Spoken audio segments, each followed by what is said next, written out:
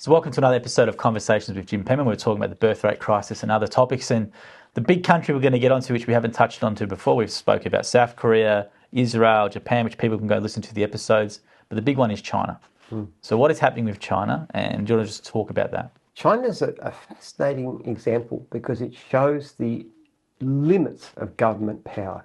The first thing to is Chinese government is effectively powerful than pretty well any country in the world. They've got this mass communist party members all through society. People are under watch. Their social media is challenged. So this is a society that controls people very, very effectively, more than anywhere else.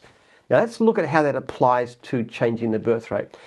They brought in the one-child policy some decades ago. The idea was there was a big danger of population exploding and running out of food. So it's okay, one-child policy. Now, it was never completely effective. People would have a second child. It was exceptions for those in minority groups and so forth. But the birth rate did come down.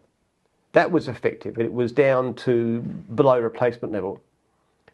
And then a couple of decades ago, they said, this is really causing a bit of a problem because we can see ourselves having too few people. So let's actually change this. Let's make it possible gradually to have 2 children. Wow, okay. Now, sit back, government says, all right, limits are off.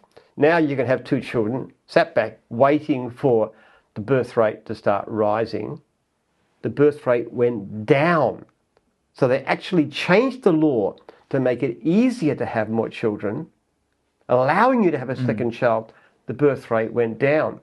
And they started to say, hey, we're going to be worried about this, Okay, I know, we're going to change it now. We are going to make it so that we want you to have more than 2 children. We're going to encourage it. We're going to bribe you to have more children. Now, the government is all powerful, so they sit back and say, okay, now we're going to see the birth rate rise. The birth rate went down. So every time the government changed the law, it actually, to try and encourage birth, the birth rate continued to decline. So the most effectively powerful controlling government in the world does everything it can to reverse it. So what it tells you is governments can effectively stop people having children. They can enforce them to have the abortion. They can do all kinds of things. They're powerful enough. The Chinese did it. The Indians had some success during a state of emergency. But they can't get them to have more. Because the trend, people have children because they want to have children. If they don't want to have children, no amount of governments will make them do it. No amount of persuasion, no amount of propaganda, no amount of bribes, nothing. And the Chinese government shows this clearer than any other country in the world.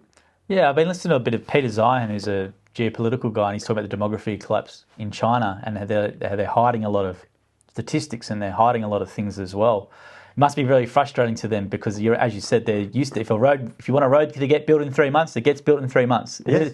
And then now this problem they're having the same problem as other countries are, and they're trying to do the same sort of solution. They were flabbergasted. Yeah. They really expected these societies to work. They thought people would have more children. They don't understand. The fact is that the cultural attitudes have changed because of wealth and urbanization, but also because when you have less children, then it becomes the norm.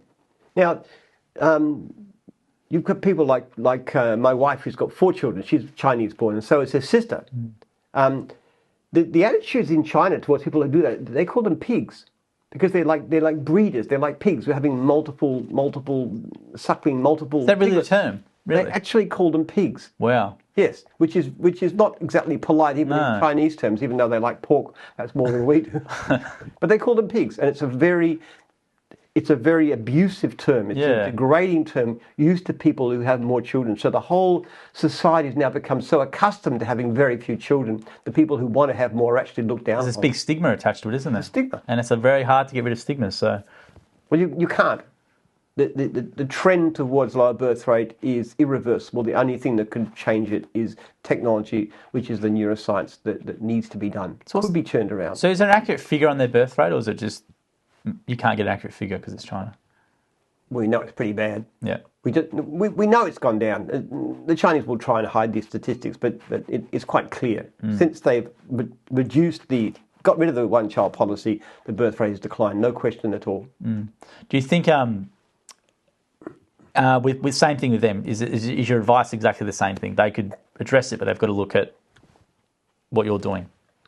Okay, that is the real solution. Smaller solutions, one of the things they could do in China, which might have a marginal impact, is to stop persecuting religion. Okay. Because it's the attitudes to religion that actually cause it. So, for example, they're still trying to stamp out Christianity. They being effectively atheist by the ideology. That's very, very harmful. At least Vladimir Putin in Russia has the idea. He wants to encourage Greek Orthodox. It's not working very well. But the Chinese are doing the opposite. They're actually trying to stop people becoming religious. And that's actually worsening the problem. How big of a collapse do you think do you think China's going to be exacerbated more than anywhere else, just because due to the size and with all the financial, they're obviously trying to be a global superpower. So how bad do you think it'll get in sort of a time frame?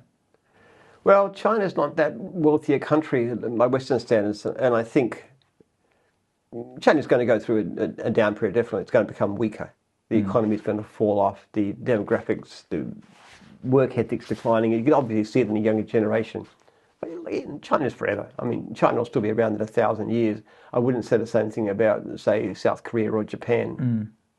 Well, I was going to say, because the outside media or the outside attention on China would probably make people think the opposite. You don't really hear the demography sort of stuff mentioned. There are some people online who do talk about, like Peter Zion and these sort of people as well, yourself.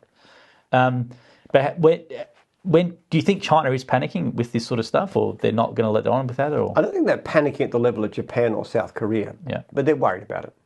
They are thinking now they have to do something about it. And you will see in the future more and more stuff where they're trying, and they'll use their Communist Party, propaganda and stuff and control of the media to try and boost.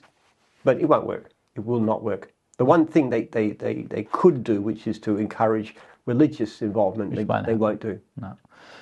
There we go. Some dire times as well, and it'd be interesting to see how that one progresses over the time as well. So, guys, thank you very much for your attention today. JimPenman.com.au to sign up to Jim's mailing list, and also the book mailing list for the birth rate crisis is there available as well. Thank you very much for your time today, Jim.